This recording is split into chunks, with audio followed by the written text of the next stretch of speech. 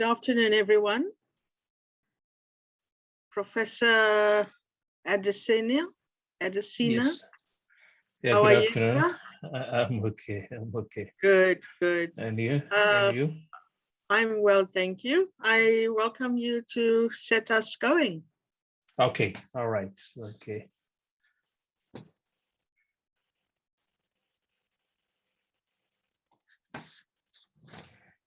Yeah, let me welcome all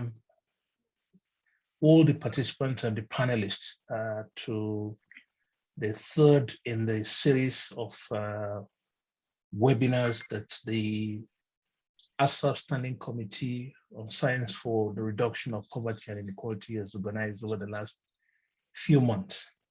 My name is Jimmy Additional. I hold the South African Research Chair in Social Policy at the College of Graduate Studies at the University of South Africa.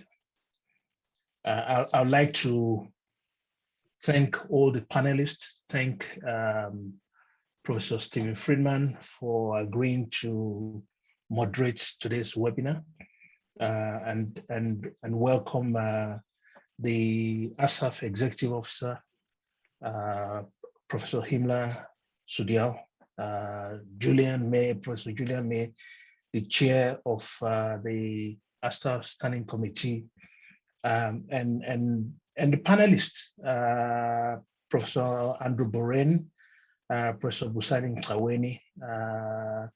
We hope Mazbuko Jara will be able to still join us. Professor Harun Borat, Professor Fiona Tregena. On behalf of the chair, the South African Research Chair and Social Policy, the Standing Committee of ASSAf and ASSAf, I welcome you all. I'll hand over now to Professor Himla Sudial for welcome and remarks.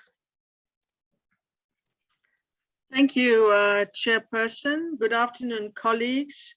And thank you for once again joining us in this, the third in the series of what has been an extraordinary series and a journey of knowledge gaining, engaging with the serious issues around which we find ourselves with respect to poverty and inequalities and the questions that have been asked through the three series, which is culminating in this, the third in that series.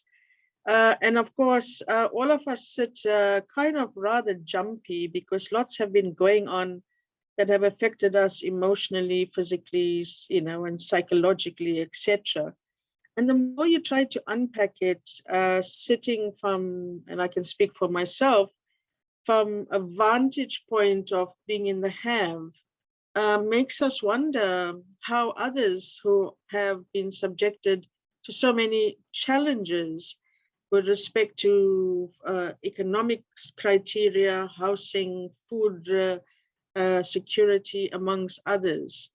And so I'm humbled to have been part of this journey to learn from the best of the best who have addressed the three questions that this series has given us opportunities to engage with. So I wish to welcome you all on behalf of the Academy of Science of South Africa. And I am most grateful to our colleague and council representative, Professor Julian May, whose standing committee has taken us through these challenges to recondition our thinking and to ask the burning questions. And with that, I hand over to Professor Julian May to contextualize how this, the third in the series, fits in sequence and what are our expectations of today. So welcome, Julian, and over to you. Thank you very much, Himla, and good afternoon, colleagues. The Academy of Science has, since 2014, had a very active subcommittee, standing subcommittee, which focuses on science for poverty and inequality reduction. The committee draws on the Academy's membership as well as others in society who are thought leaders in this field of work. The idea for this webinar series developed towards the end of 2020, as we saw South Africa grapple with the mitigation of COVID and the ways in which the disease and the spread of the disease could be managed. But our concern was there had been somewhat of a medicalization of the problem, and that the consequences of the mitigation measures were perhaps not receiving sufficient attention. In particular, numerous studies have emerged and continue to emerge that have revealed an increase in outright poverty, increases in hunger, in fact, increases in more or less every aspect of human life, which has taken some negative effect over the 18 months that we've been dealing with the pandemic. We decided to hold a webinar series, which we will lead into further thinking and further work, asking the questions, what is it that we should be doing to be able to manage the poverty-producing impacts of COVID? That seminar was held in May. It was attended by about 60 or 70 people, roughly the same number as we have here already in this room. It's available online to watch and has been watched by approximately 130 people since it was presented.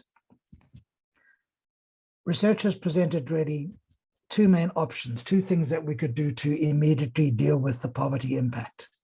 The one is a universal or basic income grant, and the other was a dramatic increase in our public works employment programs. The second webinar focused on, well, how are we going to pay for this? And here a variety of measures were discussed, including wealth taxes, increasing income taxes, and borrowing the money. This is the last of the webinar series, which is now asking the question, what must we do to be able to make to be able to ensure that the state is able to deliver, is able to actually achieve anything with the measures that we were talking about in the first webinar and the measures that we've talked about in the second webinar to generate sufficient income, sufficient resources to be able to deal with that. I'm delighted with the caliber of the participants of the panel members that you're going to hear today. We have people who are practitioners, but work as adjunct professors at different universities, as well as research chairs, South African research chairs, who focus on different aspects of state ability. We acknowledge the presence of some of the prominent people that attended, including the Premier of the Northern Cape. It's great, very excellent to see such high level interest in this series. So thank you, and I hope you enjoy the system. I note that someone is anxious about the sound, and we will just monitor to see if it's only my system or whether it's widespread. If it is, please post in the chat so that we're able to see if we can do something about the sound. Colleagues, I've introduced the series. Let me hand over to our facilitator, Professor Stephen Friedman. Professor Friedman is a long-standing colleague. I've known him for many years. I'm very grateful that he was willing to take on this role as facilitation, particularly since he is recovering from having COVID, and we were concerned that his voice was going to be able to make it through the session. So, Stephen, let me pass the mic to you. Yeah, thanks, Julian. As you will be able to hear, my voice is less than perfect, but hopefully it is audible enough to enable me to moderate this very important discussion. We do have a list of 5 speakers, but there is a doubt about one of them. Unfortunately, Masibuko Jaga, who is the 4th speaker, has his own medical issues at the moment, and he said he would join us if he was able to resolve those. At the moment, I gather he's not been able to, but let's see whether he's able to join us later. We also have a slight logistical problem in the sense that our first speaker, Andrew Borain, I gather, has to leave us at 2 o'clock. So we will have to ensure that before he leaves us, he does have an opportunity to engage with anybody who wants to ask him questions or engage in discussion on content. So those are the logistical issues.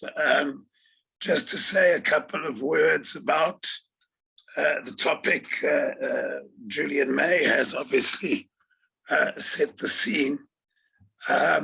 But it seems to me, and I'm sure this will become evident in the discussion as it develops, that there are two ways of looking at the problem which is before us this afternoon.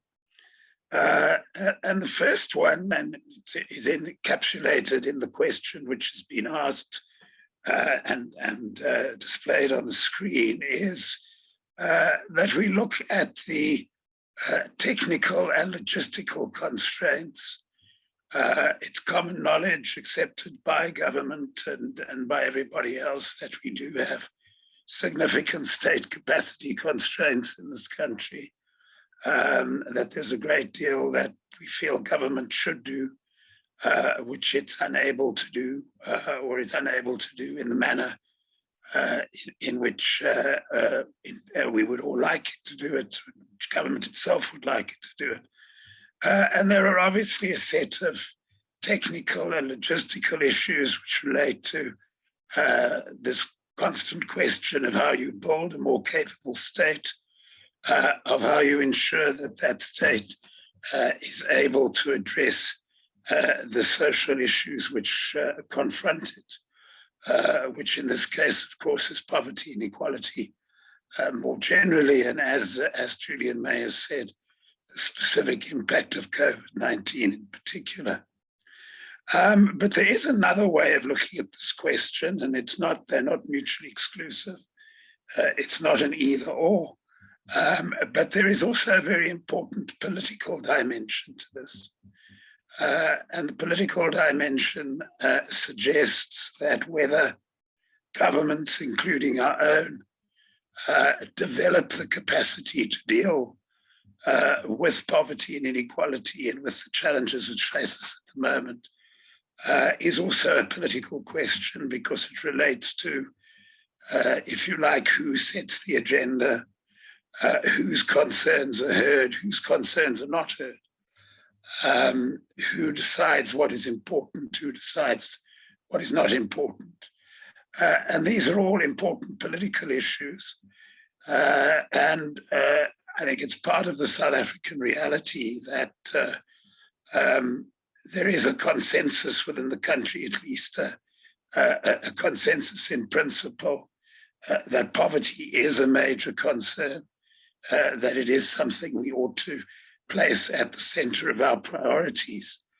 But of course, debate on what causes poverty and what the solutions are and what is likely to alleviate it becomes very passionate and very polarized, and very loud and very fervent. So the question is not only does government have the capacity, or can government develop the capacity to address the problems of poverty and inequality, but is the political context propitious? Is the political context favorable in the sense that those voices who are most likely to be heard and who are most likely to set the agenda are those who we believe have accurately identified the problem and have developed viable solutions? So there is both, there is a public administration aspect to this, there is a logistical aspect to this, there is a policy aspect to this, but there is also a very important political aspect to this. And I'm sure that as the discussion develops, these issues will be crystallized, and participants will, of course, later on have the opportunity of engaging on these questions. So having set the scene very briefly, we are ready to begin. The plan, and I'm saying this very deliberately so that all the panelists can hear me, very loudly because it becomes a bit invidious to start butting in and trying to silence people. The plan is that all of our speakers will address you for 10 minutes and that we will then proceed to discussion, with the obvious exception that I mentioned earlier, that we must be able to accommodate Andrew Moraine before he's forced to leave us. So we can begin with Andrew Moraine, who has for many years been a very important figure in South African public administration, in urban administration. He's been engaged with the question of cities and regions and how to make cities and regions work. Like many venerable South African academics today, he has a history of activism on urban issues and on issues of poverty and inequality. And he's currently here as the pivotal figure in the Western Cape Economic Partnership, which of course is one among many attempts to develop alliances which can deal with the problem which is before us this afternoon. So Andrew, you have 10 minutes, the floor is yours. Stephen, thank you very much. And I'm very glad that you have recovered your voice after a tough bout with COVID. Apologies for having to leave early. I don't like to speak normally and then not engage, especially with such an incredible panel of speakers and an audience. But at 2 o'clock, I need to chair our Western Cape Food Forum, which is a response of civil society and government to the food crisis that we are still in. Stephen, I'd like to touch on 3 points. The first 2 very briefly, and that is the need for a new development path and the rebuilding of a capable state. But my main point is going to argue that we also need to address the institutional culture of the state. So on a new development path, obviously after the recent events of the last 2 weeks, many commentators and practitioners are calling for a new path or a new development trajectory. And there are many. If you read the Business Day this morning, the state should do this or the state must do that. And I agree that we need a new path and we need greater societal consensus on the new path. And I'm sure there are many different views of what this should be, including on this panel and in this audience. My argument is that whatever that new path is, policy changes and new government programs on their own are not enough. And in its current form, the state is not capable of delivering on our existing path, let alone a new one. So that brings me to my second point, and that is the rebuilding of a capable state. We know that there are many factors that have led to the demise in many respects of the South African state, severely weakened over the years through corruption and state capture, years of internal factionalism within the ruling party, incoherent policies, policy tensions, competing agendas within government, lack of accountability and protection of poor performance by both politicians and managers, and more recently, the impact of COVID and the economic shutdown and how it's affected the state fiscus. And coming out of all of this over the years, I would argue that public confidence in the state is severely weakened. If I look at the responses to the drought a few years ago, the COVID food crisis, the recent upheavals in KwaZulu-Natal and Gauteng, the response to the Cape Town taxi violence right now, citizens, business, and organized civil society seem to do a much better job. And as Rebecca Davis, in a Daily Maverick article on the weekend, asked, what actually is the point of government? So, Chair, call me old-fashioned, but I'm still a believer in the role of a developmental state, especially in a country of such vast inequality and poverty. And we need to rebuild the state to be able to at least perform its basic functions, like paying grants on time, or maintaining roads, or delivering education and healthcare. And of course, there are many different approaches to rebuilding state capacity. And again, I'm sure there are different views even on this panel. My own experience has taught me 2 things. 1, get the basics right before you try the fancy stuff. And 2, And Steve, this speaks to your point about the political dimension. Rebuilding state capacity will not succeed if the abysmal state of politics, including party politics, is not improved. And I certainly don't have any particular pearls of wisdom at the moment in that regard. That leads to my third point, and that's addressing the institutional culture of the state. So the state on its own, I think this is kind of accepted, although often not. The state on its own won't be able to address complex problems such as poverty and unemployment, and it needs to really embrace a better whole of society approach. The state needs to realize, people in the state need to realize that relationships matter, and that citizens need to be supported to drive their own development as much as we strive for greater efficiency in service delivery, the kind of more mechanistic notion of the state as a deliverer of services rather than as an enabler of development. And I think these two things have got to work together. So in our own work over the past 10 years, we've focused on ways in which alliances and partnerships can be built within the state and between the state and non-state actors, such as communities, organized civil society, small and informal businesses, academics, and researchers in a variety of sectors such as food and nutrition, water, safety, township economies, and in neighborhoods or areas or geographies or territories. The objective is twofold. How do we do development differently in practice? And how do we, through this, improve the development outcomes? And here's my main point. The current system of South African regulatory compliance, or what I call governance for government, and our linear logical framework planning, monitoring, and evaluation system paralyzes service delivery and decision-making, makes it difficult, if not impossible, for the state to work with informality, sets government apart from communities, undermines cross-sector partnering, stifles innovation, and prevents system change.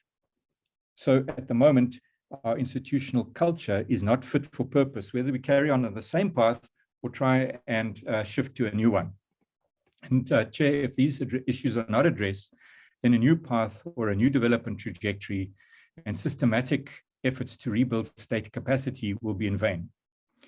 So I'd like to just give a couple of examples of how the culture of clean audits and the weaponization of compliance within state institutions undermines the state's ability to address complex adaptive systems issues such as poverty and inequality. So, for example, the sort of irregularity that hangs over everyone. An accusation of material irregularity is the worst thing that can be leveled against a manager in the public service. It insinuates fraud and corruption and leads to a feeding frenzy of investigations and hearings, and staff are threatened with personal liability. And this is even applied to what are called non-material irregularities or procedural errors. So even if the process was the right thing to do at the time, like responding to the COVID crisis, and that the outcome of the process enhanced service delivery, you can be still held up for non-material irregularities or procedural irregularities and bust. Secondly, I'd look at the tyranny of what I call the tyranny of recovery and consequence management, because those are the buzzwords at the moment. So when I see how colleagues of mine in the certainly the municipal public sector spend hours and hours of their senior management time and middle management time on meetings of, let's say, the Municipal Public Accounts Committee. Focus of the committee, made up of politicians, is on recoverability following any findings of material irregularities. And staff are repeatedly threatened with the recovery of irregular expenditure from their salaries. So it's a climate of fear. The deviance of deviations. Appeals in any tendering processes, we know, can often lead to lengthy delays, resulting in the need to extend an existing contract to keep services going. This requires a deviation, but deviation is a swear word. And many managers have in their KPAs, thou shalt not allow or reduce the number of deviations to get a clean audit. And therefore, managers go to great lengths now to avoid seeking deviations, even at the risk of jeopardizing service delivery. So what are the consequences of these types of things, Chair? As one senior manager in the public service said to me recently, it takes the air out of the room for real issues. Complex developmental challenges and systemic change issues, such as addressing poverty and inequality, are now almost never raised at senior management meetings because of the overwhelming focus on regulatory compliance issues. In a week, it can be up to 80% of a manager's time. Departments would rather sit without an extension of a contract and allow services to be suspended now than apply for a deviation. And this is reinforced by our linear planning and monitoring systems driven by compliance, not performance, which lock managers into delivering on targets and indicators even when they no longer make sense. And positive deviations, which form the basis of an adaptive management approach, where plans can be regularly adjusted and adapted based on new intelligence from the system and the environment, are not in any manager's vocabulary. And I think that my conclusion here, Chair, is the resultant focus by managers is inwards to the institutional processes and procedures and upwards to politicians, auditors, and forensic investigators, rather than downwards to poor and vulnerable communities and outwards to society. The institutional culture is therefore unresponsive to and unsupportive of societal initiatives.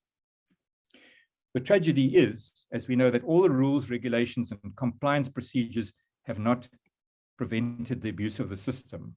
However, they have prevented good civil servants from engaging with communities, responding flexibly to their needs, and creating a more enabling environment, which is a starting point for tackling poverty and inequality. The experience of this frozen, stagnant, and largely unresponsive state system leads communities, business, and civil society to say, either join us in our own efforts or get out of our way. So, Chair, final point, in rebuilding the state to support a new development path, we need to address the regulatory systems and the toxic institutional state cultures that have emerged based on these systems. Thank you. Yeah, thank you very much, Andrew. As one might expect, it was a provocative contribution. I'm not going to summarize contributions, but clearly, to me, the most important point in the presentation was the argument that the compliance-based approach to government is actually a very central part of the problem, despite the fact that it is obviously a response to demands for greater fiscal discipline. So there's clearly an important issue to discuss there. And we will, as I said earlier, set aside a few minutes before Andrew has to leave us so that you can engage with him on that. But before we do that, we're going to go to our next speaker, who is Professor Haroon Borat. I don't think anybody in South Africa who takes any interest in the academic study of poverty and inequality in this country needs me to tell you who Haroon Borat is. He's been working on these issues for many years. He's a central figure in the economic discussion of poverty and inequality, and clearly somebody who needs to be heard on this issue. So, Haroon, please, if you could follow Andrew's superb example and stick to 10 minutes, the floor is yours. Thanks very much, Stephen. I've got my timer on, and please feel free to interrupt me in terms of timing. I have some slides. Being an economist, can't think without slides. I think I've got about 2 minutes per point that I'd like to make. Now, in many ways, the input steps back a little bit from Andrew's, which I think was actually excellent in terms of how one can think about policy actions at the micro level. I want to really make 5 big points, hopefully with data to expand on each of them. And essentially the first 2 are about the link between growth, poverty, and inequality. In some ways, this is a reminder that the discussion about the capacity of the state is out of our, the discussion about the role that the state can play in reducing poverty and inequality is to some extent limited largely by what happens to the growth, poverty, and inequality relationship. And I'll reflect a little bit on that.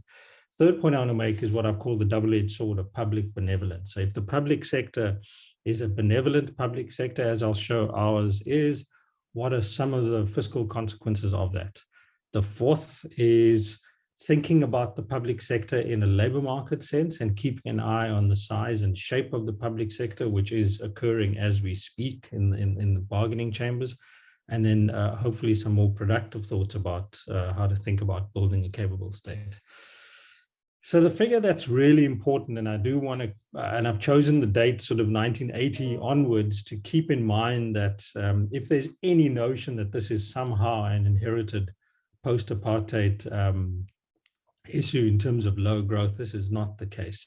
So I've got a simple sort of 40-year average of growth in GDP in real terms per capita since 1980 against a sample of comparator economies. At the top end of the scale, you've got China that's been growing at 8.5% per year, every year for 40 years. Just think about that, right? Close to 9% every year, right, for 40 years. South Africa, on the other hand, is on the right-hand side there. We, at the lower end of the scale, you can take post-94 figures, and we're still at the bottom end of the middle-income country sample.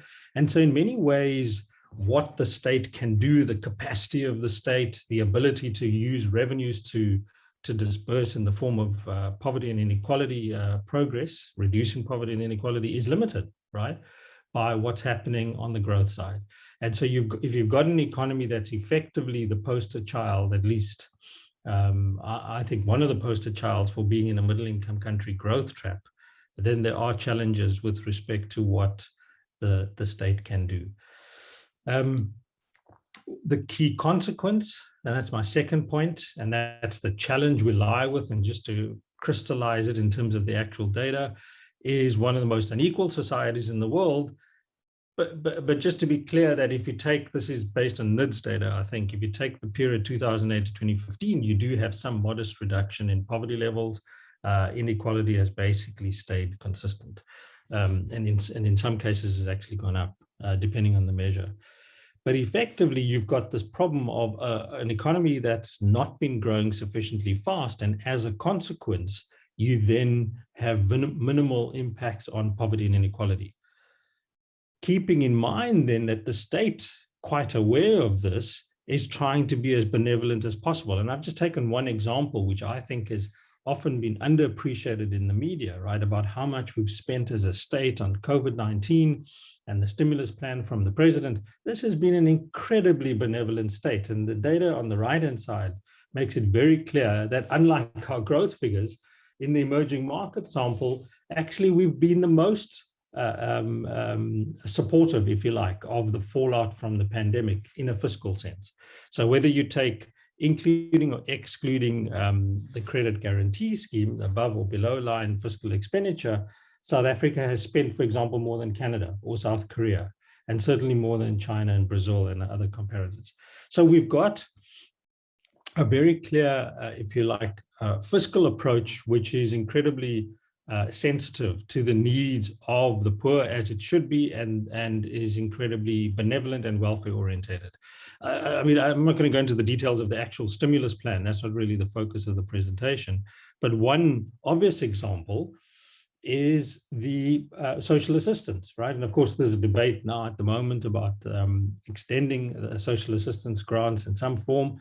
The key point I really want to make in this context is here's further evidence, right, of if we were able to, and I'll come back to this, if we're able to more efficiently and effectively disperse the COVID-19 grant, right, one could have reached up to 61% of the population through the pure COVID response. So in many ways, we have the makings of both a benevolent state, but I think, and it's the point I'll come back to, what we do not keep an eye on is the efficiency of spending. I'll leave you with one data point on social assistance, is that any number of studies by colleagues of mine and others have shown that we have one of the most optimally targeted towards the poor social assistance schemes in the world. So we reach the poor very, very well, and the value of expenditure as a share of total GDP and so on is incredibly high, right up there in terms of the rankings. In terms of the cost of disbursement, So how much it costs to disperse a grant in terms of administrative and other costs, we're one of the highest and most costly targeters of social assistance. So effectively, we're an inefficient spender of good money. What is the cost of benevolence? Well, as a lead in, right? One of the problems, if you have, for example, very high administrative costs in the disbursement of social assistance, and you rack that up in other forms, together with your low growth environment, this is what I've called the double-edged sword of benevolence, right? And so I've given, again, one example is thinking about the deficit. Maybe if I just find the little, I can't find it. If I find the cursor here, if you think of the original budget deficit before COVID-19 was 6.8%. We saw these eye-watering figures at 16%. That was thankfully before we got this massive windfall, and now we've got a deficit to GDP ratio of 9.3, at least not in double digits, but you see on the right-hand side what happens to revenue shortfalls. So this is a growth story, the blue bars. So if you don't reach your growth targets, or you don't get sufficient revenue, or as I'll argue later, you don't have an efficient revenue collection system, this figure of 9.3 can go up accordingly. And so in many ways, as we spend more and as we should be thinking about poverty and inequality reduction, we've got to remember that it's a double-edged sword, right? That there is no fiscal free lunch. In terms of my last two slides, point 4 is a double-edged sword is point 3. Point 4 is thinking about, well, what's happened to the public sector in this period? And one of the things that does concern me is the fact that I've taken one example here. Let's look at aggregate employment for the period, a lot of data going on, from 2010 to 2019, and think of the bottom as the total employment. So employment's gone up from about 13 to 16 million, right? That's about 3.2 million jobs over a 10-year period. This is all before COVID, but that's green circles important. About 31% of all those jobs have come from the public sector. So effectively, you've got a fast expanding, but incredibly inefficient public sector. And so the other way to think about this is that built into that administrative cost of social assistance, and I would argue other elements of pro-poor expenditure, is a bloated, inefficient bureaucracy. So what are the things that we can think about in terms of building this capable state, building a state that's more effective and more optimal in reducing poverty and inequality? Well, one of the things is to just focus on non-discretionary costs that are crowding out what I would call pro-poor service delivery. Transfer payments, the wage bill, and debt servicing costs take you to about 80% of all expenditure. So you basically have very little left for what I would call crowding in investment. So investment expenditure that's actually going to be pro-growth, that's going to give us that kickstart on the revenue collection side, on the growth side, that's going to allow for a larger cake to then spend on poverty and inequality reduction. You have massive improvements with the new regime at SARS in terms of revenue collection, but just remember that the other way, aside from growth, to improve the coffers of the fiscus is to improve efficiency of revenue collection. And it's not clear that we're at the outer limits of what's possible. There, for me, massive efficiency gains that we can get out of current expenditure. I've put one example here of, given how much we spend on the left-hand side, I've looked at PISA scores as an outcome in education, and we looked at South Africa's spending on education, GDP per capita. The way to think about this is draw a perpendicular with South Africa and look at how low we are in terms of PISA scores relative to all these other dots in this region of countries that are spending more or less the same as us on education, but getting far poorer outcomes. That's an inefficient expenditure, right? That's poor returns to education, as economists would say, but that's another way to think about wasteful expenditure, about rampant corruption, right, and leakages. And that's essentially where you can get gains without thinking about these the sort of ideological arguments about less or more expenditure and so on. Just spending better is better for reductions in poverty and inequality and improvements in investment expenditure. Just two final points. I don't think we've thought creatively enough, although there's some move now about state-owned enterprises, whether you have the private sector as an equity partner, whether you use SOEs more creatively as an instrument for economic development, and of course, figuring out there is no way we're going to build a capable and effective state if we don't sort out the elephant in the room, which is the Eskom debt problem.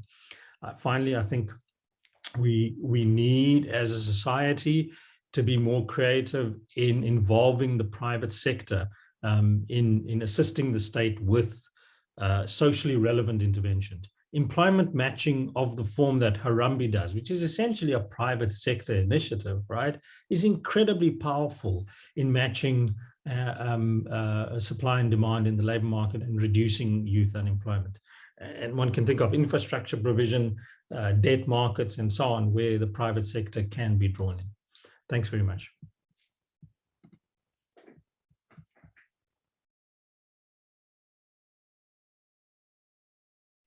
Thanks, Harun. You're better at the technology than I am, so it took me a while to. Yeah, thanks for that presentation. Once again, a perspective you do not hear very often in the mainstream debate, which is the proposition that the state is benevolent, that it does want to address the problems, but of course that there are huge logistical and technical constraints. So in effect, that is a response to my political point, and Harun's argument, of course, is that that's not what we need to address, because that is in place. What we need to address is the manner in which intentions are implemented. I think that I don't think it's realistic to ask our next speaker to try to cram himself in before Andrew Boraine leaves. So what I am going to do is now open it for a few minutes to anybody who wants to. I see that Andrew Boraine and Selo Ditaba have been exchanging views on the chat, which you're all welcome to look at. But are there questions or comments to Andrew Boraine before he has to leave us?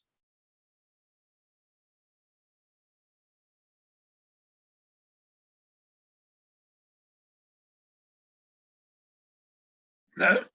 Well, look, in the interim, on the chat, there is a question from Julian May to Andrew, and it reads, can Andrew further unpack his point about rebuilding politics? Andrew, can you respond to that? Thanks, Julian. Steve, in my experience,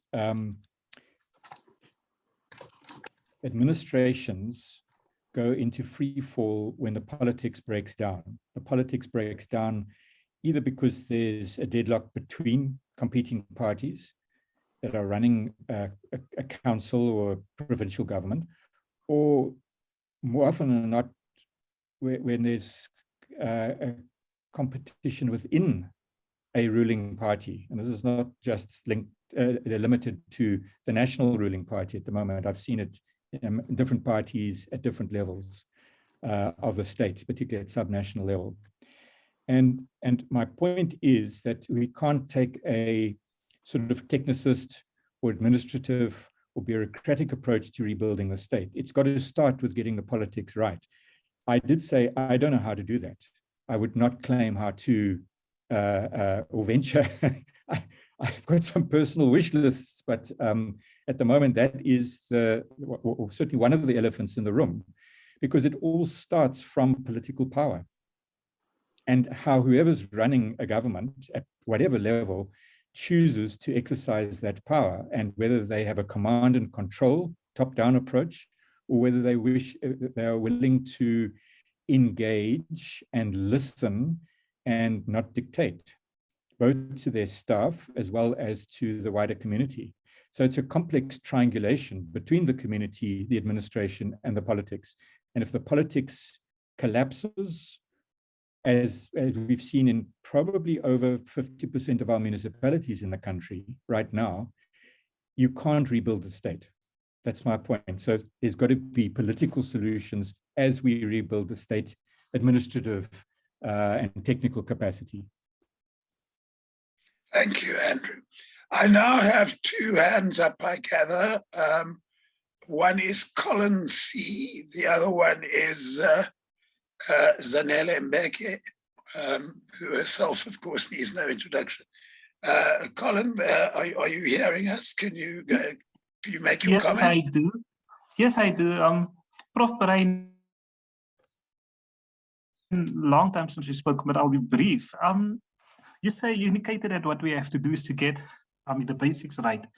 But my experience of 20 years in the state, being a former journalist, has seen how that infighting and what is happening in the ruling party has infiltrated the state. How do you, I know you said earlier you don't have the answers, but I'm a bit concerned that, starting at saying we have to get the basics right, but that is somehow, that infighting is somehow entrenched, it's becoming entrenched in the state for the past 10 years. How do you sort it out? Thank you. Colin, I don't know how we sort it out. Quite frankly, it's a tough one. I mean, we've been talking about trying to have rules of non-involvement of politicians in the basic administrative functions. And there's all sorts of rules and procedures in that, but it doesn't, my argument is that procedures become weaponized often by political factions. So you take out another political faction within an institution by throwing the book at them in terms of procedures. So if you can trip someone else up, your political rival, the staff that support your political rival, around not getting a clean audit, then you've won the internal battle. And so you have what I'd call malicious compliance, driven by many politicians and supported by many managers, unfortunately, that have, in a sense, lent themselves to political factions. It's endemic. And again, unless we address that, and there's no easy solutions because it's become a culture.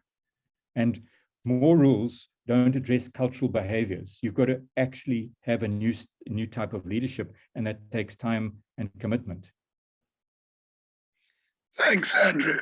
Zanele and Becky, the floor is yours. Am I unmuted? Yeah, please go ahead. Okay. No, Andrew, I heard you speak about, to enable the state, we must re-look at the policies and regulations, of the state. But what I would like to hear from you is, are there enabling policies and regulations for the informal sector in South Africa? Thank you very much for that question. It does come to the heart of the matter. I would argue that the South African state at the moment, and the way it's constructed in terms of its rules and regulations, is unable to support or engage with informality, whether it's informal traders or community kitchens or food gardens and urban agriculture, or all sorts of bottom-up community initiatives. Effectively, we've got a top-down authorizing environment that behaves in a very clunky way and prioritizes its own rules and catching other people out in breaking those procedural rules, that splits it apart from the bottom-up mobilizing environment of communities, of entrepreneurs, of businesses, of innovators, of the rest of society, including academic research. And what we need, and I don't think it's either or, one needs to have, there are models of connecting better between the top-down authorizing environment of the state and the bottom-up mobilizing environment of business, civil society, and academics and researchers. And there, so for example, with the design of the new social employment fund that is currently awaiting the go-ahead from National Treasury, it's making use of intermediaries between the state and informality to try and deliberately try and overcome the gap between the state and the informal sector. And it's an interesting innovation in state policy that we can look at. Thank you. Thanks, Andrew. I think we have time for just one more. Praveena Naidu was His hand has been up consistently. Are you having problem connecting?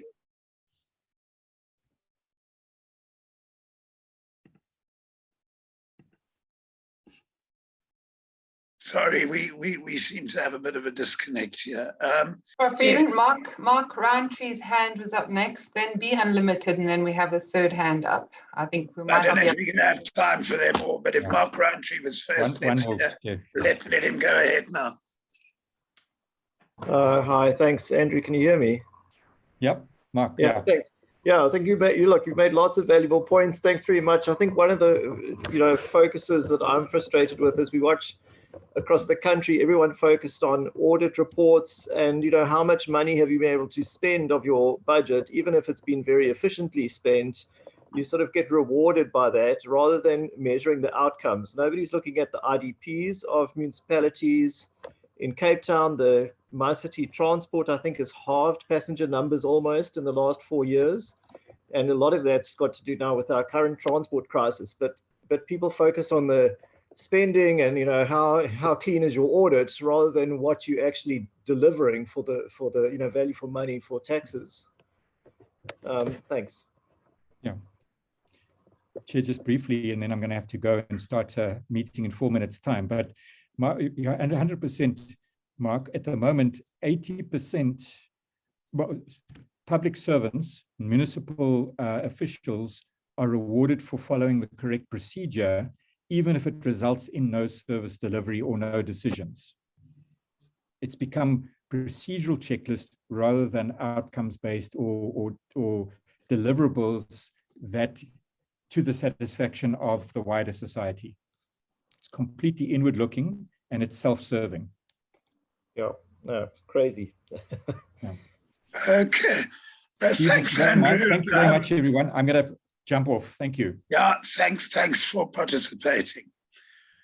Let's get on with the rest of the program in the order intended. So we can now move on to our third speaker, who is Professor Busan Kaweni, who is based at the National School of Government and at Wits, and who I think is going to bring an important perspective to this because he brings not only a political perspective, but a public administration perspective. So I think that his presentation is likely to add an important dimension to the economic and the governance perspectives we've heard so far. So the floor is yours for the next 10 minutes. Yeah, thank you, Prof. Friedman, and thanks to the organizers and all the panelists who have spoken here. I do have a presentation to share, and I will try and run it within 10 minutes. Before I do that, I want to agree with the previous speakers, especially Professor Borain, that it is time that we must liberate the public servants, especially senior managers, from the tyranny of the log frame. Because that is what is happening now. We're in the grip of a log frame. We get rewarded by ticking boxes and getting clean audits instead of being rewarded for performing and having an impact in society. And how do you then liberate public servants from the tyranny of the log frames? Ourselves, as a National School of Government, we are modeling ourselves as a simulator. Just like pilots must constantly return to the simulator, we see ourselves as a simulator where we will be able to deal with a few things. One, we build a capacity for execution diligence. So you can, if you have to build a road, you build the road on time, on cost, and on budget according to the specification. But also this requires a lot of thought leadership. So we need to return the idea or the culture of the Mandarins, public servants who are very thoughtful, who are purposefully political in how they are pursuing the responsibilities they have. Because when you deliver services on time, you are impacting on the political economy of the country, and therefore diligent service delivery is actually a political act. There's few other ideas I want to share which are in this presentation is that we must always remember, and public servants, especially the senior ones, elected and appointed, must recall where we come from and why we exist. And this is what it means to bring politics back into the public service. Because if people are not conscious of why we are here, where we come from, and why we need to deliver effectively, they will be satisfied with just ticking boxes, as we have seen. There's a fundamental question that needs to be asked. After various iterations of macroeconomic policy making in South Africa, why is it that we have not seen the growth that we have desired? Why is it that we have not seen a major impact on growing, on increasing the number of jobs and reducing poverty? And indeed, we have reduced the poverty, the reports in that regard. However, with the COVID and in the past few years, we have seen some reversal of some of the gains. And the fundamental question is, how is it that having had all these iterations of macroeconomic policy making, we still experience the standard growth that we see now? And this webinar is important. I mean, this to the extent that if we continue on a similar path we have pursued over the years, even the economic recovery program that the president is pursuing at the moment will have more or less similar results as well, just as others that have been tried in the past, because we all know that in fact growth isn't happening. And yes, indeed, there are many other ways of dealing with issues of inequality and poverty, but growth does matter. And this is the picture, and I think Harun has spoken about some of this. The fundamental issue, therefore, is how do we build this consciousness amongst public servants, elected and appointed, to understand that whilst we are dealing with poverty, that the bigger wave that is recurring, something that has become so endemic, is the issues of poverty and inequality, and that we need to find creative ways, even among the limited resources, to deal with these, what I call the challenges of the contemporary moment. And poverty in this instance has been persisting over time. The issue therefore becomes, in the redesign of the state and its institution, as well as the theory of governing and governance, do we take into account these, the challenges and all these competing, issues that are there in society? Because whilst we may be so excited about 4IR and the fact that we can digitize services, to what extent are you excluding or are you including? I mean, there is no time. If I had time, I could share with you a case study of SASSA that I've been working on, which is showing that during the pandemic, SASSA was able to process more than 5 million applications, pay more than 3 million grants. During that period, more than 60% of employees at SASSA were at home during that period when they were processing those applications for the 350 grant, which says something about the ability of the institution to go through a digital transformation path. However, the caveat is, in the next 5 years, as I argue, 50% of employees of that one department are going to be redundant because of technology. Therefore, issues of building capacity, reskilling people, matters. Because I make an argument that unless we build this consciousness amongst officials elected and appointed, this is what we see. Many South Africans feel like they are in this aircraft that is crash landing at the moment. And those who are in the cockpit is all those who are elected and appointed into the leadership position. Can we then liberate this anxiety of South Africans by stabilizing this leadership and governance institutions, which are currently in a turbulent format, and people do not trust that we'll be able to liberate them from the near, fatal experience that the majority of South Africans are going through.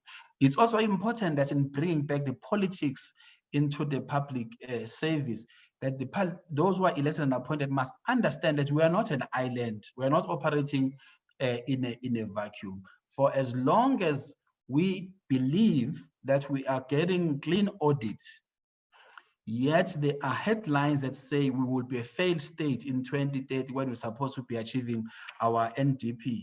Yet the headlines from publications like The Economist and others are saying we are corrupt. On what basis then do we lay a claim to the idea that we are a capable state, we will achieve the NDP goals by 2030, when those who are doing modeling on daily basis are actually projecting that we are going to become a failed state. And this is on the basis of evidence and data that is being collected on the ground, such as the inability to stabilize and deal with violence, as we have seen in places like Richards Bay, and I don't need to say much about what has happened in the past. But we must also remember we are not the first government nor the last to go through these endemics and pandemics that we are going through now. There has to be lessons that must be learned from the past. And so by bringing back the politics, by bringing back the history into statecraft, we are saying to the public servants, these things have happened in the past, and they then required that you must take extraordinary measures, such as poverty, that are dealing with issues of poverty and inequality. Because if post the pandemic, we go back to a same policy path we were on, the same manner in which of delivering services we were using before, it means that these pandemics, and their effects, they become endemic in society, and therefore history does matter. I won't say much about this, safe to say that fortunately now, the state has realized that state capacity matters, and that is why building state capacity is the #1 priority.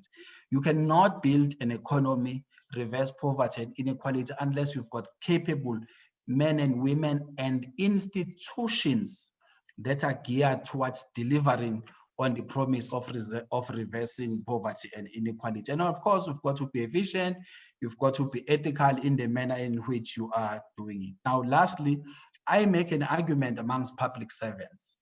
This is what I call a 10 thesis of effective public policy. And it is important that those who are involved in the craft of writing policies dealing with poverty, inequality, employment, and so on must deal with this thing. And where I say it because we've seen many instances where what people think is a good policy end up missing the mark or not having any desired impact. Vision matters. It's got to be evidence-driven. So all these scholars who are here, every day you are involved and engaged in the labor of producing evidence, that this evidence must permeate in the process of policy making, and that as part of building state capacity, it is the capacity of public servants elected and appointed to effectively and dynamically use evidence to make quality decisions. And obviously there has to be well-governed institutions.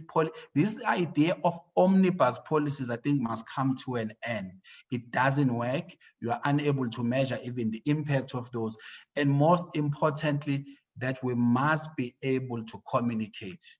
The issue is there are good policies that end up not being communicated effectively, and then the results are not known.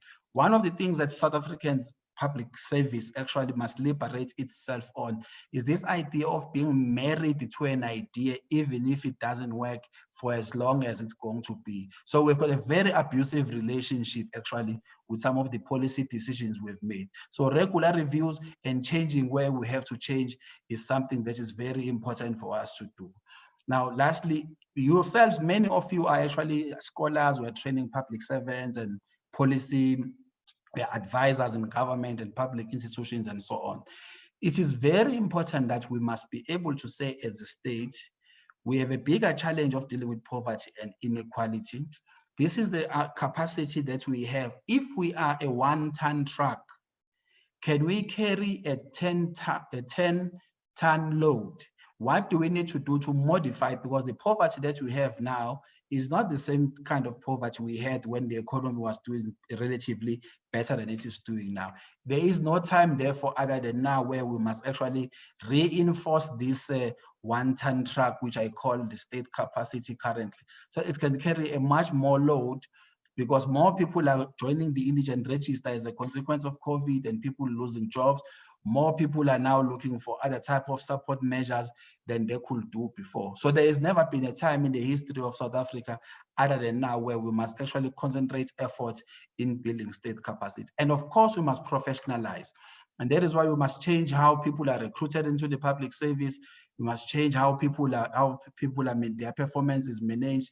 We must also deal with the issue of tenure. In local government, it cannot be that you want a city that thrives when every 3 years there's new management and you are hoping for a different results. Thank you. Let me end it there, Prof. Thanks very much, and thanks for keeping to time. I think we'll agree that there were a range of very fresh and interesting insights in Professor Mbowene's presentation. But I think the one which stands out for me, and I'm trying to pick up on points which are being made, which you don't necessarily hear in the debate every day, is the stress on, in effect, what are people in the public service for, an attempt to develop a sense that people have a sense of mission, that they're actually engaged in an important social and political pursuit. And I think that is an important perspective which we do not hear very often. I'm afraid we don't have a full panel because it does appear that Mazibuko Jaga, who's, as I indicated earlier, whose ability to join us depended on his own medical problem, doesn't seem to have been able to overcome the problem, which is a huge pity because he does bring a very important perspective, particularly from his work in rural areas, which it would have been important to hear. But this is not a good time for negotiating medical emergencies. So we will have to proceed without him and go to our final speaker, who is Professor Fiona Chigena, who is the South African Research Chair in Industrial Development to declare an interest to my own university, the University of Johannesburg. Once again, like Harun Borat, Fiona Chigena has been an important voice in the economic debate for many years now. One of our most important economists on issues of growth and equity. And I'm sure that she will bring a very important perspective to the ones we've already heard. The next 10 minutes are yours. Thanks, Stephen. I'm happy to be part of this important discussion. I'm going to be talking about the broader political economy of this question, which has been posed. What must be done if the state is to be capable of poverty and inequality reduction? Because in my view, the role of the state in reducing poverty and inequality is primarily a political rather than a technical question. And I'm going to talk firstly about state capabilities and secondly about political will. So firstly, I think state capabilities are key. This links with what several of the other speakers have said. And when I refer to state capabilities, I'm talking about something much broader than state capacity, which I think capacity is just one element of capabilities. While capacities are perhaps a precondition for capabilities, capabilities are much broader and more complex and include both technical and political economy dimensions. In particular, I think the ability to design and to actually implement appropriate policies, the nature of the articulation between the state and markets, the degrees of both horizontal and vertical coordination in public policy and between public institutions, and very importantly, the ability and the dynamism of the state in adroitly adapting institutions and policies to changing conditions. And these kinds of state characteristics and capabilities are not directly correlated with the absolute size of the state. Although I think an adequate size and capacity is, of course, a prerequisite for state capabilities. And a hollowed out state would be unable to perform effectively, which I'll come to a bit more in a few moments. So rather than size, capabilities relate more to the nature of the state and the extent to which it's able to achieve its goals. And in my view, these kinds of state capabilities are cross-cutting in nature. So while there are domain-specific capabilities, for instance, in education and security or whatever, the core state capabilities are cross-cutting and at least to a large extent transferable across domains. And I think this has been amply demonstrated internationally by the recent experience over the past year and a half of the pandemic. So faced with a unique new set of challenges, there's been huge variance internationally in states' ability to handle both the public health and the economic aspects of the pandemic. And in my reading of it, states that already have well-developed core and applied capabilities in functions not only related to healthcare, but also much more broadly, for instance, in relation to industrial policy, something which I work on, have been better placed to adapt to new tasks and new roles in the pandemic. And here I'm thinking about tasks and roles as varied as effective trace testing, designing and implementing appropriate physical distancing and other containment measures, and designing appropriate economic support measures to firms and ensuring that the support actually gets timelessly to the right firms.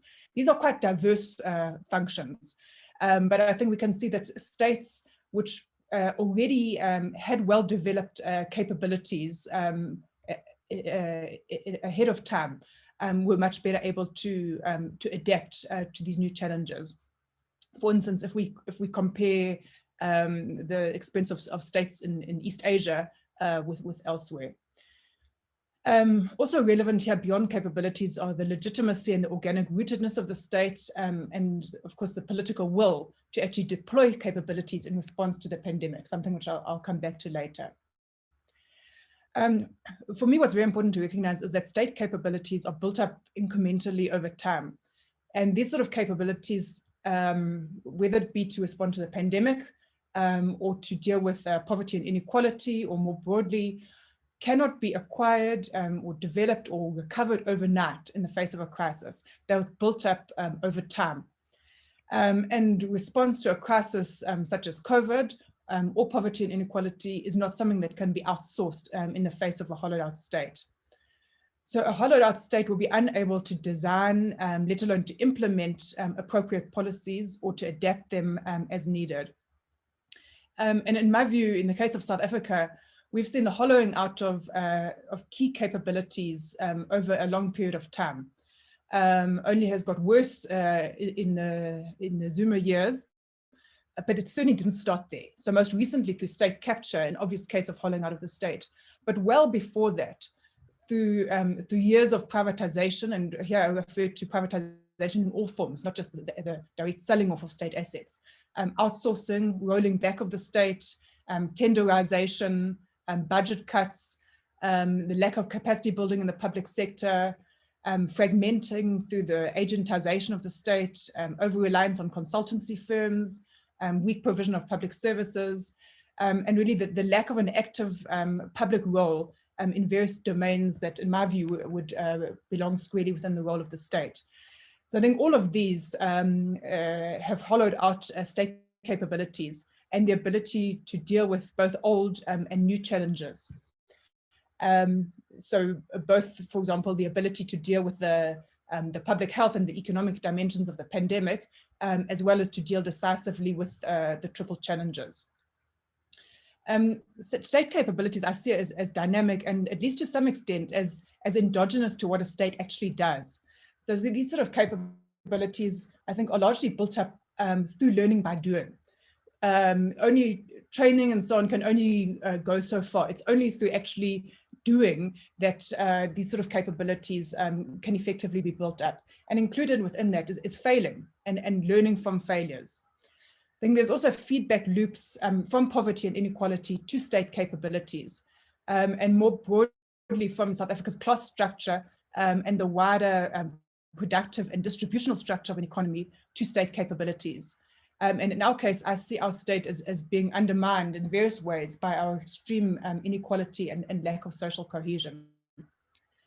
Coming in my last few minutes to the key question of political will. I see the successful deployment of state capabilities to deal with a crisis, whether a new crisis such as COVID or ongoing crises such as the triple challenges in South Africa, as being dependent on policy choices. Any state could have strong potential capabilities, but the government of the day may not deploy these towards whether the containment of the pandemic and its economic impact or poverty, inequality, whatever we're talking about. So political leadership matters tremendously. I've talked some length about state capabilities earlier, partially because it relates directly to what the way that the topic of this webinar has been framed around the role of the state, and also because I think that those capabilities are central to dealing with South Africa's growth and broad development challenges. But in terms of reducing poverty and inequality, I actually don't think it's a lack of capacity or lack of skills in the public service. It's actually a political issue of political choices. It's not as though government could just solve poverty and inequality if only we had better trained public servants. We simply haven't made the choices and the decisions to deal decisively with poverty and inequality. I think, in my view, poverty is in some ways easier to deal with than inequality, and certainly than unemployment, because the state has more direct levers on poverty than in the case of inequality as well as unemployment. And I would make a bold claim that it's within the state's reach, our state, our South African state in this current period, to virtually eliminate extreme poverty, and even to a large extent broader poverty, even through direct transfers, such as a basic income grant. And we can debate at length about the financing, about pros and cons, about different options and so on. And I don't want to be simplistic here. Obviously, nothing is for free. But let's also not pretend that the state doesn't have the power to not only reduce, but even to virtually eliminate at least extreme poverty to all intents and purposes. It's been done in countries that are much poorer than us, and arguably that have even weaker state capacity than us. So we can see many countries with lower income per capita than us that have virtually eliminated extreme poverty. And when I say virtually eliminated, of course, there'll always be some people that slip through or don't receive grants to which they're entitled and so on. But I mean, we're looking here at the big picture, and these are small numbers in a big picture. There are options that are relatively easy and quick to implement if we want to do so. And honestly, there's no reason for us to be debating options for, let's say, halving poverty over 30 years or whatever, or that we should be having another webinar in 20 years' time thinking, how can we eliminate extreme poverty and hunger? I think unemployment is a more complex problem to address, but poverty is certainly not an intractable problem. We can deal with it if we really want to. Otherwise, let's just be honest and say that it's not a priority for the country. In terms of the link with inequality, I think dealing with poverty properly automatically brings down inequality as well. And of course, inequality can also be brought down through interventions at the top, wealth tax and various other measures. And not dealing with poverty and inequality in such an extreme case such as South Africa, I think brings myriad other problems, social and economic problems for growth and development. And the fallout from extreme poverty and inequality, I think, is more difficult and more demanding for a state to deal with than actually dealing with poverty and inequality at source. So really it comes down to, without being simplistic, but I really do think that it's a question of political will as to whether we opt to deal decisively with poverty and inequality. Let me leave it there.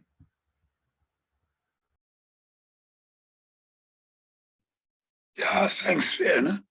Well, I did say that there was a political dimension to this, and I think Fiona Tregena's presentation has put the political issue very crisply, that in her view, we have the capacity, certainly to deal with extreme poverty, but that the reason we do not do it is because the politics don't allow us to do it. So I think our speakers have covered, as I was sure they would, the range of issues in a very provocative way. We have, according to my program, 25 minutes in which everybody is free to raise comments, questions, and just generally engage. Next up is Rendani. Okay, Rendani, the floor is yours. Thank you very much, Rendani here. And I just want to take forward from the the points that Fiona has brought forward. And I think when one looks even at the broader topic of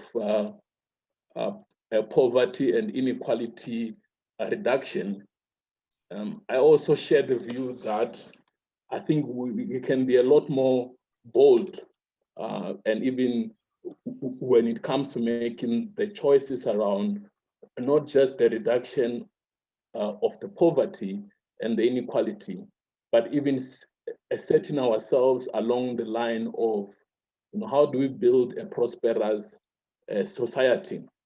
And I think when we pay much of the attention on the reduction of the inequality and the unemployment, there isn't a sense of a lot more ambitious goals. And I think that also limits us in terms of what then happens, once we reduce the inequality, because in the longer run, we do not just want to reduce the inequality and unemployment.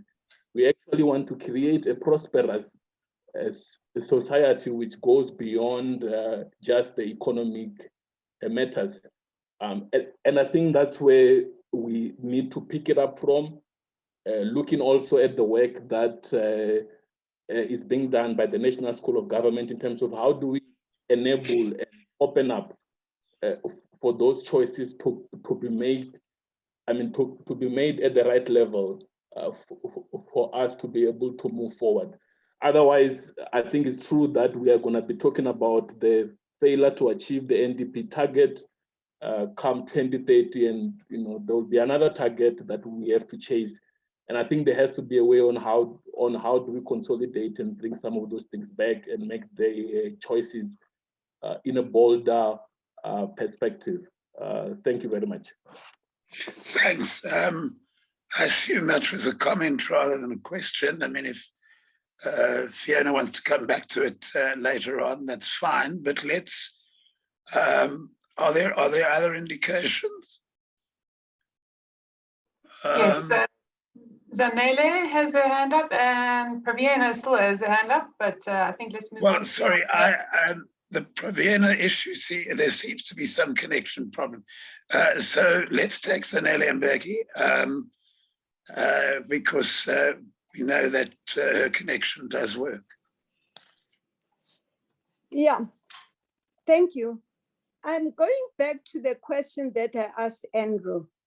And Andrew said, there isn't enabling policy and regulation for the informal sector. But that's where the bulk of the people who are poor are sitting. And the responses I'm hearing, even in this platform, is about social protection. But I don't think social protection has ever reduced poverty. It's keeping people out of hunger, but it doesn't reduce poverty. It had, I'm saying that it keeps people, out of hunger. You need enterprise from those who are poor themselves, so that, and actually it's much more dignified than receiving grants, whether they are higher than 350 or not. If the state does not have policy or regulation to enable the poor and unemployed to pull themselves up by their own bootstring, then, they are going to be perpetual beggars. So for me, is that if you go on with the kind of state capability that we have, I would like actually,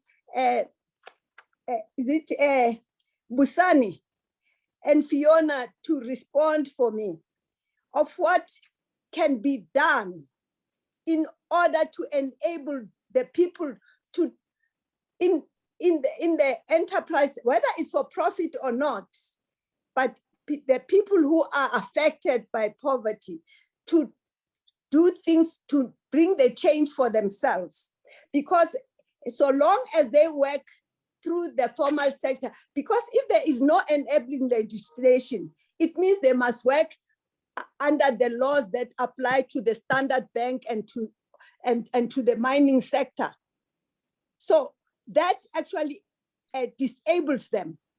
And in the sector that I am in the informal sector, where we had about, in the past, 38 enterprises, now we're left with 1 or 2 because they have to work under the policies and regulations that affect the formal sector. That's my question. Thanks. Poseidon Goweni, do you want to tackle that?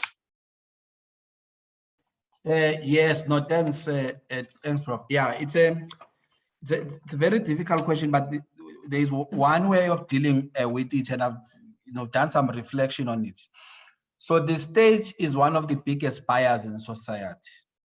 The state buys from small things as pens up to very sophisticated medical equipment. And besides the state as a buyer, the state also provides support systems, including infrastructure for those who want to do business with the state or to trade on their own, for them to trade in an environment where they can thrive when they do so. So 2 things I think needs to happen in this regard. Number 1, at the level of local government, we are in a different situation currently. So we cannot be applying bylaws that regulate the informal sector, that provides shelter and support system for the informal sector, the same way we did 3-4 years ago. So there has to be some kind of a review in a manner in which the bylaws are being implemented. Otherwise, you will displace so many people, because as it stands now, many people are trying to eke a living by selling and working for themselves. And if you strictly apply the bylaws because you want a clean city and so on, you are going to displace people and will plunge men into poverty. Then there's another layer, and this requires even the academy to change the manner in which it is training people who are working in what is called SCM, or supply chain management, in government.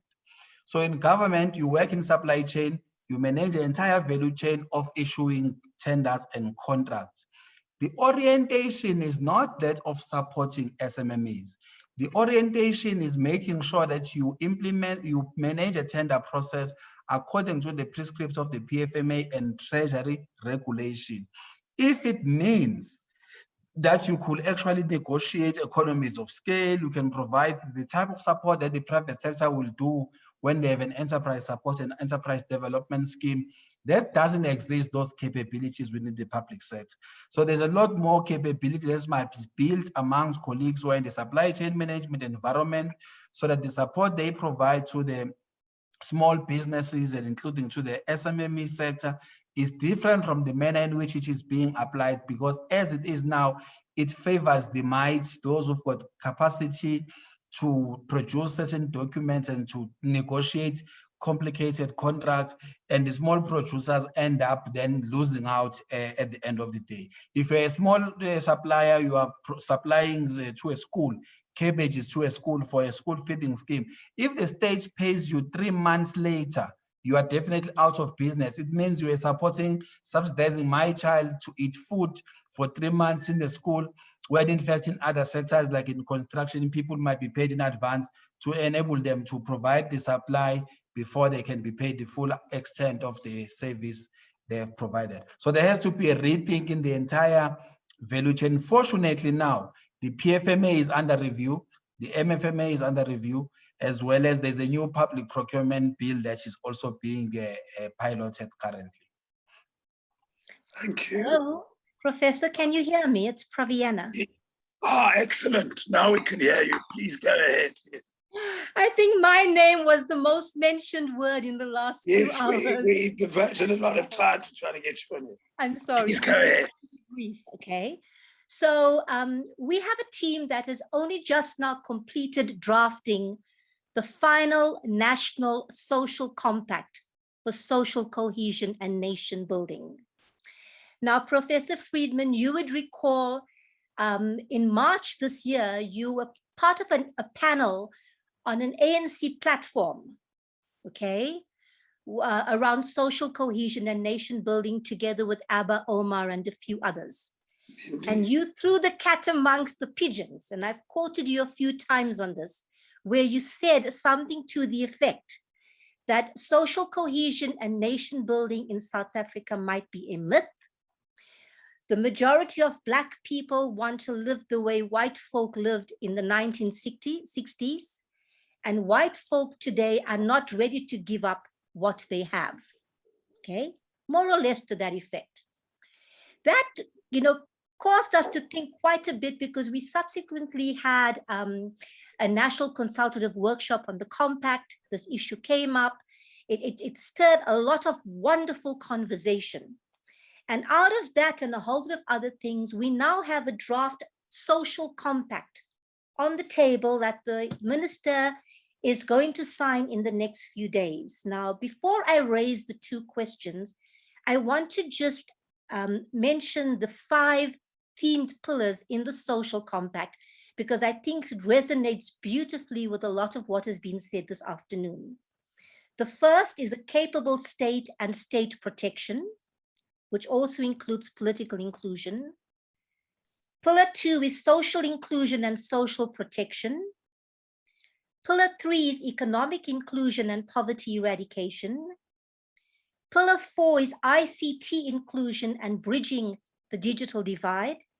And pillar 5 is environmental protection, preservation, and conservation. Now, this covers, I think, the wide spectrum of all the issues that have been coming up in the last 2 hours. Now, Fiona, as much as I'm keen to agree with you that one of the challenges is a lack of political will, and I say this as having been a political activist for 2.5 decades, I think it is about that and a lot more about whether or not we have adequate, sustainable resources to turn the situation around beyond just shifting political will. My 2 questions are these. We know that there aren't going to be a great number of new jobs created, given the way the economy here and around the world is. 1, how do we mainstream, particularly women who are poor, rural women who are poor, into being more, in terms of what we call loosely the second or the township economy? How can we empower them more, support them more to grow that segment of the economy, given the fact that, millions of jobs are not going to be created for a long time, but here are millions of people who are finding ways to put food on the table and particularly combat household food insecurity in a nation that is food rich. So that's my first one.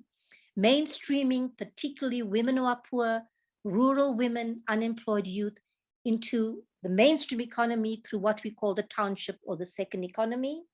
My second question is, we have 18 million people currently on some kind of, social assistance, cash transfers, okay? We're now proposing a universal basic income grant. We've seen, unlike in other countries, including African countries, we haven't been able to make that quantum leap where we can help people who are recipients of cash transfers convert some of that into sustainable income in a different way to shift them out of intergenerational poverty and to avert us becoming a full-on welfare state. Those are my 2 questions. Thank you. Okay, thank you. Just to save what's left of my reputation, I didn't say that Black South Africans wanted to be white. I said that there was an agreement between the new elite and the old elite that what we were trying to do was create apartheid South Africa for everybody. So it was a comment on elites. It wasn't a comment on the majority of the population. So anybody who wants to stone me for that, I've clarified. Okay, I think the questions are best put to Fiona Trigena and Harun Borat, if in that order. Fiona, do you want to tackle them? Sure, and thanks for the comments and the questions. I'm trying to look at some of them in the chat as well. I think I'll be the first person to agree that employment is absolutely central. And perhaps we need another webinar on that. And clearly the triple challenges of which we are focusing on two in today's webinar are inherently interlinked. The reality is that people who do not have jobs or other independent sources of earnings or income are already dependent because in order to survive, people are dependent on family members or other sources. There's already dependency unless somebody has an independent source of income. So I think in the first instance, let people not be hungry, let people have at least enough funds to travel, to look for work, or even to have the energy to start thinking about starting a small enterprise, even if informal. I think Busani has already talked about some of the issues raised by Madlamini. And I think to add to that, what is key is barriers to entry, the concentrated structure of the economy, and barriers to starting and growing enterprises, and for small enterprises to break in to the structure of our economy. I think it's a broader question, perhaps. I don't want to go into too much because it's beyond the scope of today's seminar. I think some of the questions and comments that have come up, to me, they bring to mind some of the debates from the early 90s around growth before redistribution, growth with redistribution, redistribution with growth, growth through redistribution. There was a whole lot of arguments and interventions around that. I think what's clear is that when levels of poverty and inequality are as extreme as they are in South Africa, the poverty and inequality are themselves constraints on growth. So they're not just things which need to be addressed because of its right to do so from a human perspective, but even from a narrow economic perspective, it would be difficult to grow at sustained high rates without addressing these. They are actually inhibiting our growth as it stands. I think all options for dealing with poverty have pros and cons, and some of these have been debated in some of the earlier webinars in this series. We can think at length about a basic income grant versus an expanded public works program. I mean, even to the extent that these are choices versus this versus that. My point is that it's within our reach. Within a short period of time, within the short term, to eliminate at the very least extreme poverty. And of course, as I said, any intervention to do so will have pros and cons, which we can debate. But if we're not going to do it, let's be clear on that choice and that we are prioritizing something else above that, whether it be our perception of growth or whether it be creating a middle class or whatever it might be. Let's be clear on the choice that we can make, because it's possible to do this. So if we're not going to do it, let's not pay lip service to it.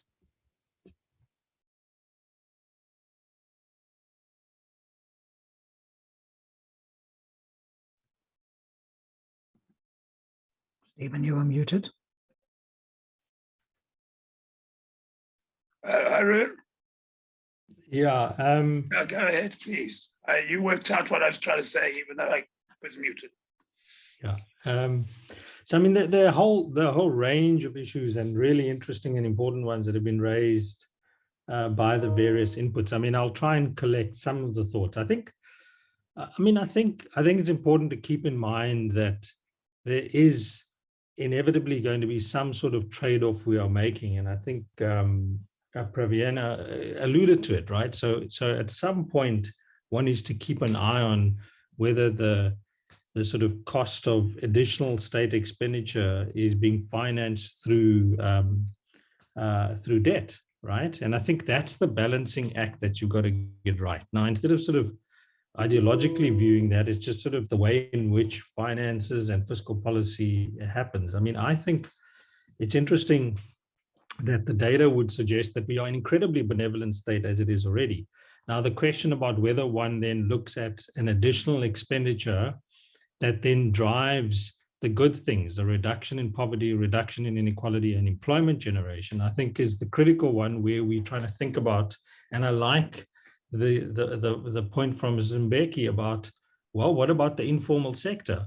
It seems to me that if you're thinking about sustainable employment opportunities, if you're thinking of poverty reduction in a sustainable way, that's not dependent, at least in the long run, on the fiscus, then creative mechanisms for supporting the informal sector, for micro enterprises. We somehow seem to think that the private sector is a swear word in these debates. You know, 9 out of 10 jobs globally in labor markets around the world come from the private sector. And I don't mean large listed entities. I'm talking about micro enterprises. And so the question then is, how can we use the state and leverage state resources for long run employment generation? How about having that debate? Because that's the point about sustainability. I think Husani refers ironically to research that we commissioned through the presidency under President Mbeki about 15 years ago about deregulating local government, right, in a way that allows the informal sector to thrive, to grow, to spill over into streets and give people a piece of the economy. I think for me, that's the kind of discussion that's really productive.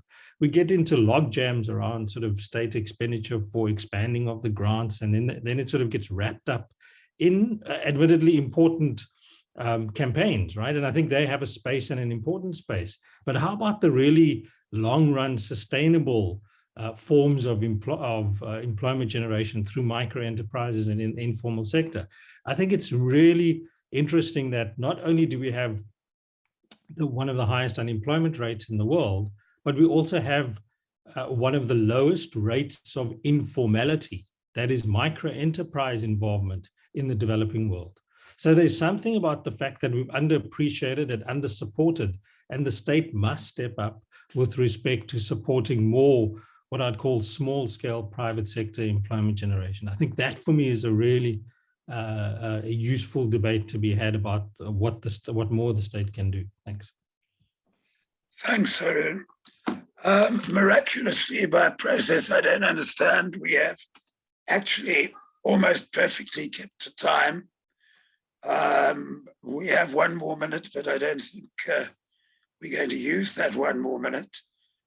So according to my program, this part of the proceedings is over, and we now go back to Himla Sudjal and her colleagues to close the meeting. Thank you. Thank you, Stephen, and thank you to all the colleagues who have participated as speakers in the session, and to the participants who have challenged our speakers by asking very appropriate and intense questions. I must say, and I've said this at the onset of this meeting, that this 3-part series in the format of this webinar has really contextualized and given us opportunities to get a holistic view of the situation in the country. And we've had experts unstintingly share with us their insights, their thoughts, their challenges, their fears, and areas where they saw opportunities. And collectively, we have raised the bar in having this engagement, not only among academic scientists and scholars, but also with interested participants and other stakeholders in the wider public at large. And this is the role of an academy. The National Academy, the Academy of Science of South Africa, provides those opportunities of bringing together these broad perspectives on issues that challenge us as citizens. And what we do is to use this process of engagement, providing the evidence towards reaching some way of attaining a change or bringing about the change of the ideals that we all want to have in society. So I want to thank first and foremost Professor Julian May and the Standing Committee for doing the work for us together with my colleague Nadia as part of the ASSAf Secretariat in putting together a wonderful, wonderful three-part series program for us. And as Julian had mentioned earlier, what has happened also is that people who have not been able to make the session at the times that we've had it have gone on and looked at the YouTube and presentations because it has engaged a lot of interest.